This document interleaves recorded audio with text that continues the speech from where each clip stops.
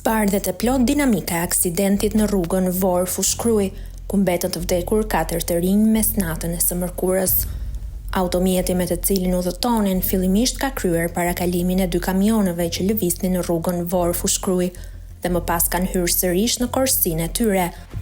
Moment që pak sekonda më vonë janë përplasur me betonierën e ndaluar, referuar dëshmisë së shoferit 24 vjeçar Aleksandër Krashi.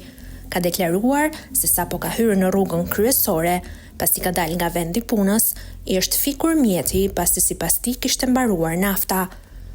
Ka provuar ta ndezë 2 herë dhe më pas ka shkuar në një karburant aty pranë për të marrë naftë dhe sipas tij ka haruar të ndezë bllokazhin e makinës.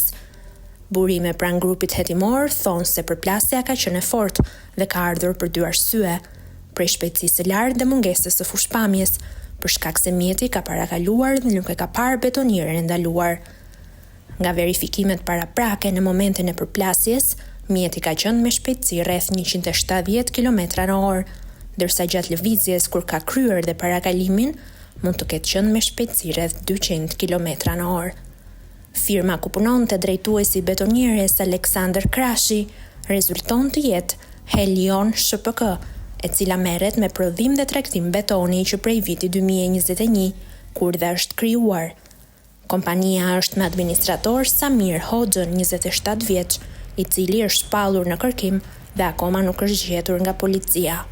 Të plot mund ta lexoni te Gazeta Dita.